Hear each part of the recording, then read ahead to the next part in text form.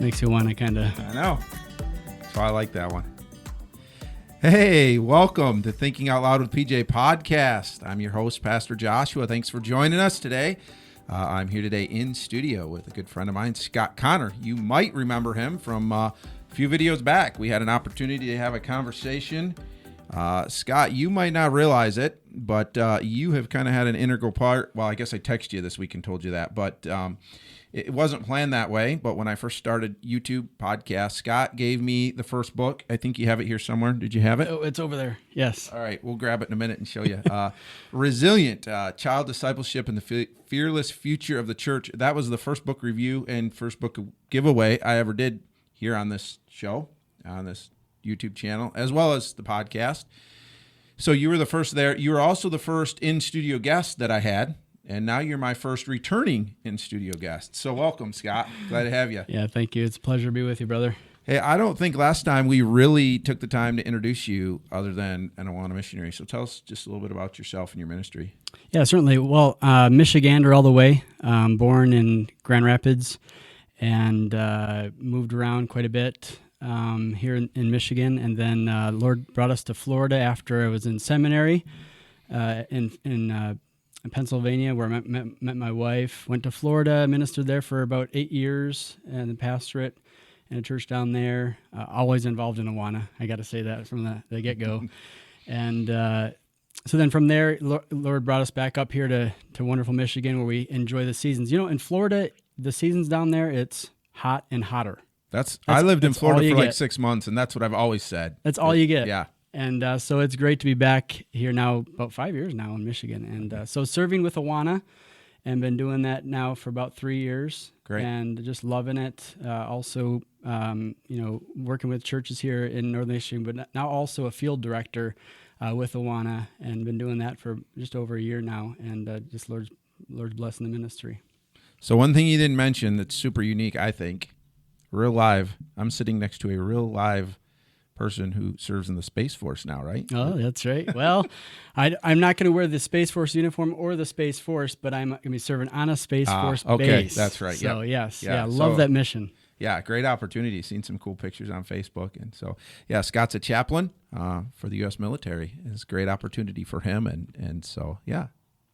Anyways, so we wanted to just enjoy some more opportunity to have a conversation with you. And as we talked about what we wanted to share, there's several topics that we could talk about today. Excited, really. Scott and I would assume that as we've talked that you will see Scott often. We enjoy doing this.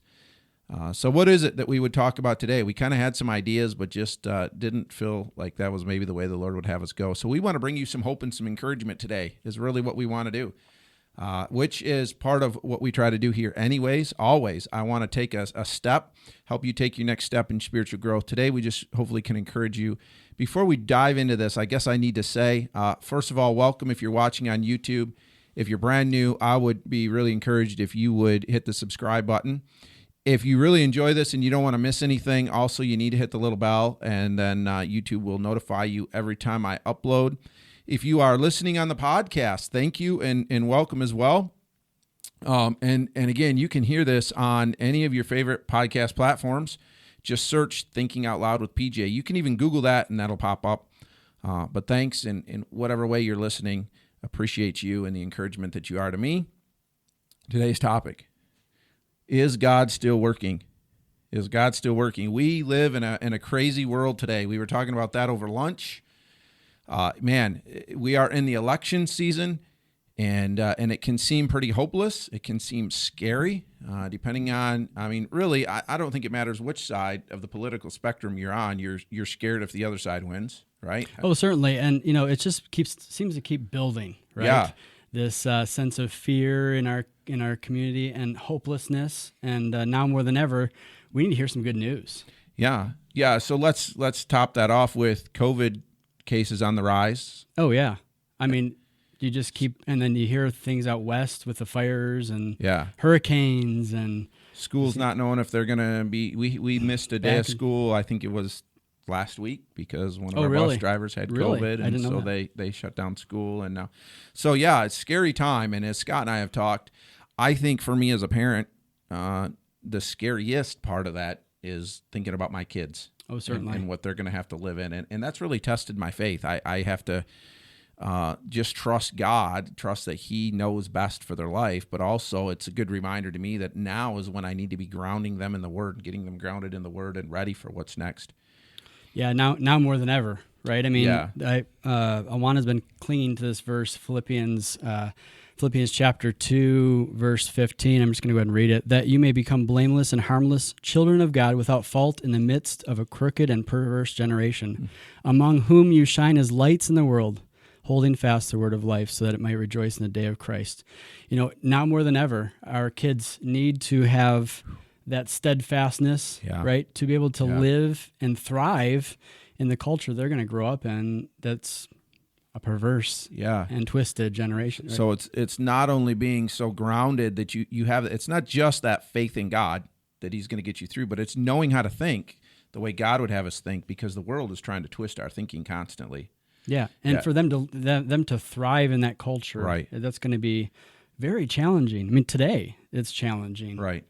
So that brings us to the question: is God still working then? Right. It's easy for us to look and think that he's not. I keep hearing of other pastors who their churches just aren't coming back. Some churches aren't even back meeting yet. Right. But some that are, they're saying, man, we're coming back, but we're starting to realize that maybe even the spiritual state of our people were not what we thought it was. Oh, it's been an eye-opener. This really has been an eye-opener for our churches and our leaders within the churches, and even like our Awana clubs. It's like, okay, what have we been doing and why? And it's really kind of caused many of us to come back to say, okay, well, what are we doing? And then how can we reinvent this, or how should we reinvent as we move forward? Right.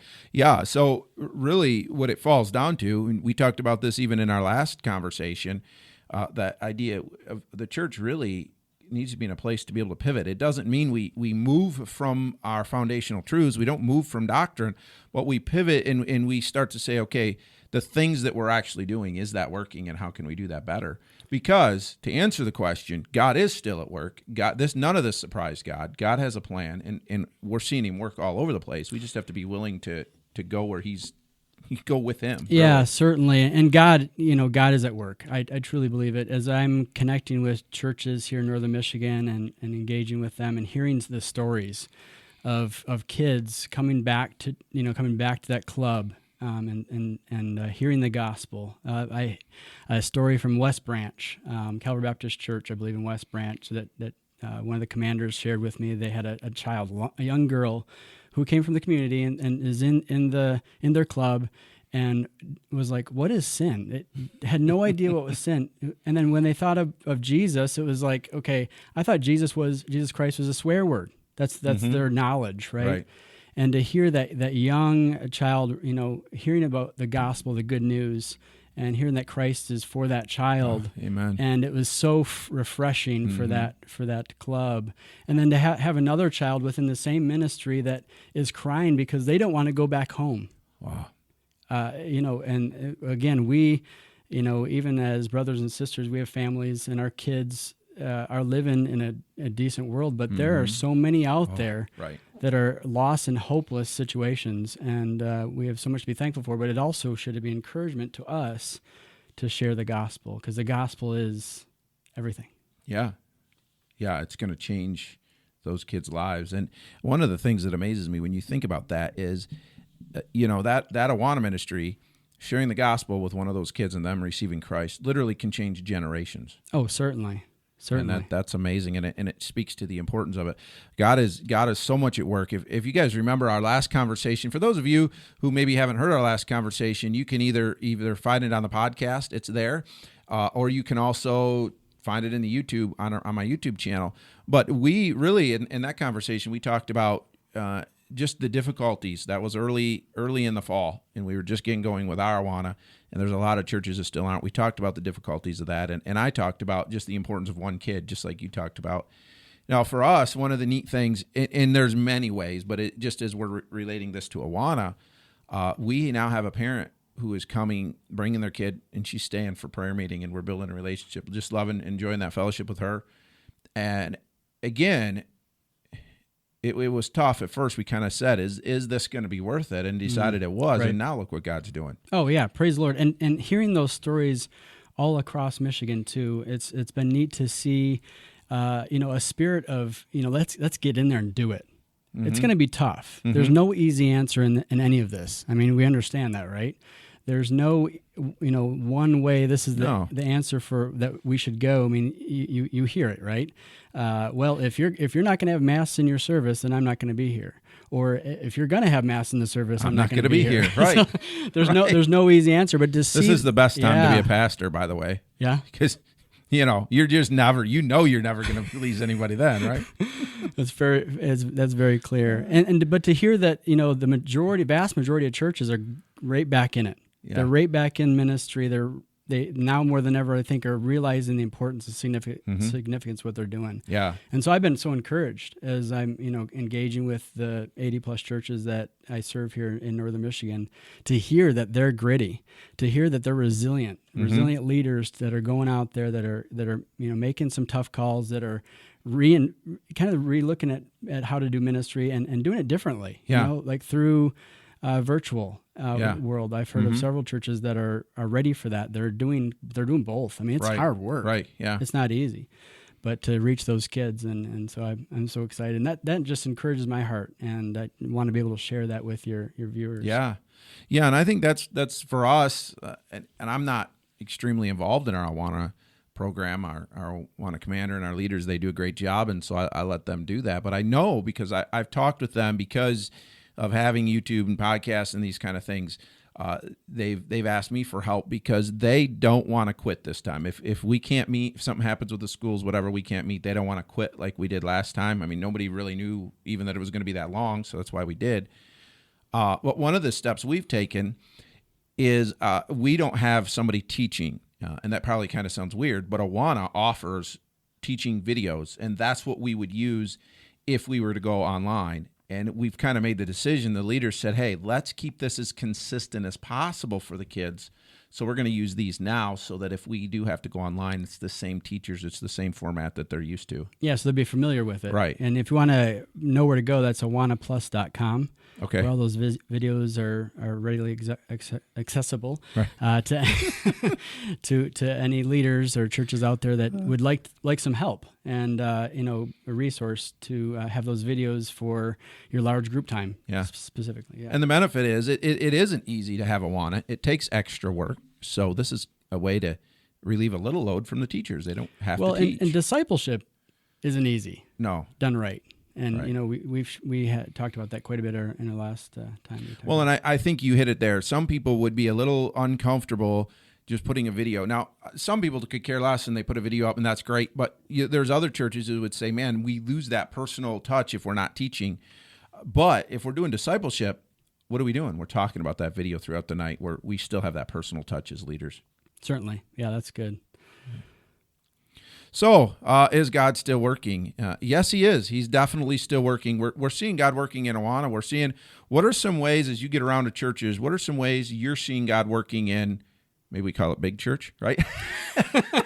in adult, just with churches overall, not just Awana, but what are some ways you're seeing? I mean, I could talk, we could run out of, I'd say we could run out of tape, but it's not tape, right? I'd fill my hard drive up. How many gigs could you fill, right? Yeah, God has just been doing some crazy stuff here, and I can share some of those things. But what are some things you're seeing as you're interacting with other pastors? Yeah, online has been a new opportunity. It really has. Providing another way to reach your community by sharing your services. Yeah, that way, and I think that it has opened up a totally different avenue of ministry in your community, and it's been neat to see as I'm talking to churches that I think it's not going to stop for most churches. Right. No. That started and they went to just the virtual sermon or service, right, and that was what they were doing. Most churches now are continuing that, even though they're in person, right, to reach a whole different audience. Right. And we do have, a lot of our churches have elderly that are still feeling uncomfortable coming back to the service, but they're able to watch it, right? And right, Yeah. you're getting more views. Oh yeah, Yeah, that way, and adding to the number of people that you're reaching. So there's that, but then in the children's world, a lot of our Sunday school, morning children's programs are coming back. I'm seeing that, and then also the Wednesday has come back, and the creativity is just through the roof, though. As far as how one church will do it so totally different than another. I think that's what's fun to watch for me as a pastor. We recognize that's the neat thing about local churches, right? We're all different. God has created I believe that's part of his purpose for the local church. Everybody's a little different. You really see that now as I'm watching other churches and seeing what they're doing. Not necessarily wrong or right, just a vast difference. And part of it is the size of the church. Part of it is where you live. Part of it is your resources, your creativity, whatever it is. But it just has been really fun to watch that happen and see them just doing everything they can to reach people. Oh, yeah. And the goal, again, is to make resilient disciples, right? And so, some of our churches are doing that by doing drive-by club, where they have the parents drive their kids up. They say their verse. They do their section with a leader that's there, and they don't have it in person per se, but they're doing it just in a different way, right. Or totally still online. Having some connection though. Some connection, and then like I had heard East Bay Calvary last year. Several of our churches had to close shop. East Bay Calvary, they instead of doing the Zoom thing, because some families are tired of Zoom. I mean, let's be honest, right? It's a lot for a kid to sit in front of a Zoom, for a full session. But what they found was making phone calls, personal phone calls. Kids loved hearing, I got a phone call? Right. A phone call? So it was like a special treat. But they had more kids finishing their books because the leaders got engaged in a personal way. They were forced to. Yeah. They were forced to in a way more. I mean, they learned this too. They learned something really worked, and something that we were actually missing in the in-person club was happening just by a phone call. Right. And my kids got some. It wasn't. I don't think it was I think it was Sunday school, but they got mail. They got their lessons in the mail, and that was the coolest thing to them because they never get mail. But they were so excited about doing their Sunday school lesson because it was sent to them in the mail. It has my name on it. Yeah, my name. That's great. Yeah, so new. Wait till it's a bill. A bill. All those bills will come. Those bills will come. Not my name.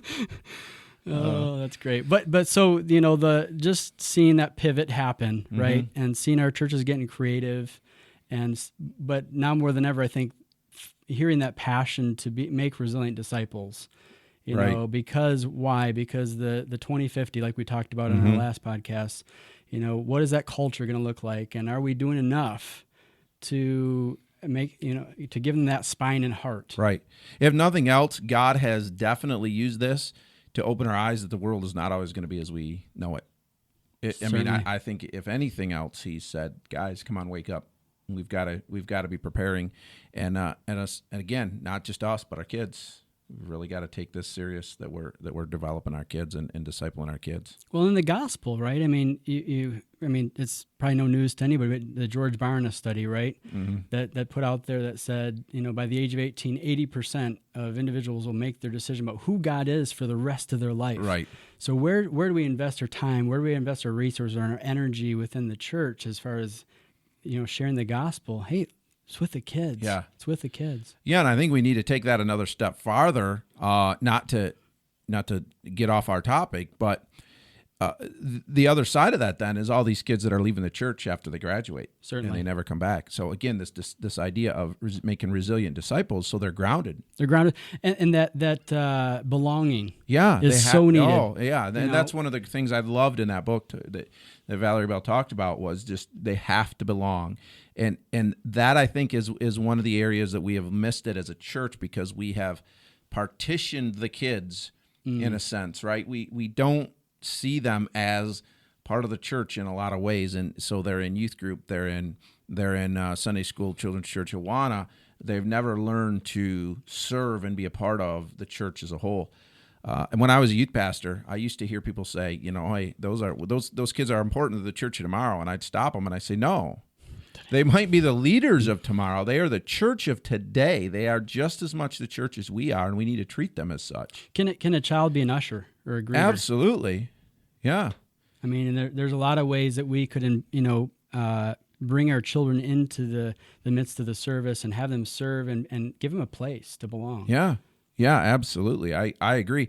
I've challenged other youth pastors before or other just church members and said, you tell me in the scripture where it talks about teenagers, where does God divide us up in our spiritual growth as, well, they're teenagers. We don't have to expect this stuff out of them. Or they're just little kids. Right. Yeah. No, nowhere. Nowhere. They're just as much part of the Let's be body clear. as we are. Let's be clear. Yeah. Right. They're just as much a part of the body as we are. And when we treat them that way and continue to help them grow, I believe that's going to play a big part, not only in them not leaving the church, but then for them to be ready for whatever this crazy world has to offer. God is still working, but it's going to get worse. I thoroughly believe. The Bible says it's going to get worse. Yeah, certainly. And that whole concept of do the kids in our ministry have that loving, caring adult that is vibrant, and it's talked about in the Resilient book, and how having that loving, caring adult to do life with is so important for that resilient disciple maker. Right. And that's important because so number one, for my kids, I should be the first loving and caring adult, right? My wife and I. So there's a couple ways to look at that. Number one, I grew up in a Christian home, and I had loving and caring adults for parents. I mean, they were the ones discipling me. But we all know there's times in your life where you just connect better with somebody else. And so thankfully, I had those people as well. I had other influences in my life. But you and I were talking about this at lunch. In the Awana world, there are so many kids that come into our church, and that loving, if they have a loving and caring adult, if they have that, it is that loving and caring adult is not pointing them to Christ at all. So it's even more vital and even more important that our church people become that loving and caring adult in their life. And that's why that child that I was talking about in West Branch was crying because he didn't want to leave. Right. Because he felt that belonging in a place. Yeah. And that place was at Calvary Baptist Church on a Wednesday night. Right, because somebody cared. Yep. Somebody cared. Somebody loved. And now more than ever, that's needed. Yeah, which I think, and we've talked about this before, what we found is the importance of, not that we just totally throw out any curriculum or Bible study, but realize that Awana isn't just this rigid, and I hope I don't get in trouble, but it's not just about, hey, I did the lesson, we said some verses, now we can go home. If we maybe need to take a night and not say verses because we're in a conversation with a kid, or maybe even we don't have the lesson because we've engaged with this kid and we have an opportunity to share the love of Christ with them. That's what's most important. That's what all those things do is they point them to Christ. So if we're pointing them to Christ through different means, then that's fine. Yeah, don't let the curriculum get in the way. Right.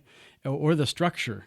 But I think that's where we need to pivot, because we've been so used to, even in church, right? This rigid, this is what you do, this is what you do.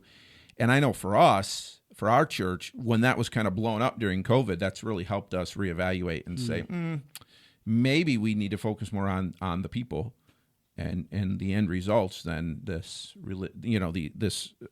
these things that we do, the program or those things. Yeah, because the program shouldn't run. It's those relationships that are so important. Right. Yeah. The program really just is a means to helping those relationships. Oh, certainly. Yeah. Well, Scott, it's been good to have you here. We hope this maybe has been an encouragement. Man, we have just seen, I'm just thinking about our topic. We kind of got derailed a little bit there, but that's okay. We have just seen God do so many things. It's been fun for us in our church just to see so many new faces in church. God is still working, and I have had people come to me and say, Pastor, we've seen all these new people. Do you think it is because we've been live streaming? Do you think it's because you've been on YouTube or podcast? One of those people, I can say we have one couple that has now been in church for about 4 weeks, and they found us on YouTube. Huh. They found my YouTube channel, and they've been coming, and it's been a joy. But the majority of those people, the Lord just brought them to our church. And so here's what I say. I believe this thoroughly, that they are here as a direct result of one thing, and that's our obedience, right? We pursue God, we pursue the Great Commission through things like Awana, Sunday school, preaching, whatever it is. And it may not be that we see all those results, say, on Wednesday night, but because we're being obedient, then God blesses, and we continue to see that God's working. So my encouragement would be, even when it's hard, obey. Even when it's hard. God says in Matthew 16, Christ says, I will build my church. And he doesn't care who the president is. He doesn't care if there's COVID. He doesn't care, any of those things. He's going to build his church. So we should just buckle up and go for the ride. And finish that. Yeah. Yeah, definitely. Yeah. So let's finish strong as Christians and not get derailed. Certainly. Yeah. I mean, it's easy to be derailed in this world. And I think that sense of hopelessness is definitely prevalent, but we have a greater calling, a greater mission. So, yeah. Again, I hope that this was an encouragement to you. I hope you enjoyed this. Thanks for listening. Thanks for watching. Make sure you hit that subscribe button. Scott, thanks for coming. Thanks for being a part of this. Looking forward to the next one. If you guys have any conversations or any topics of conversation, sorry, I'm trying to turn this music down here. If you have any topics of conversation you'd like to hear from Scott and I, maybe you're watching and you're in Awana and you're struggling with something, this would be a great opportunity to address some of those things. So leave a comment, get a hold of Scott or myself, or just leave a comment on the podcast or on YouTube, and we'd love to talk about those things with you. Again, thanks. Hope you subscribe, hit the like button, share this with your friends. Definitely. Thanks. Sounds good.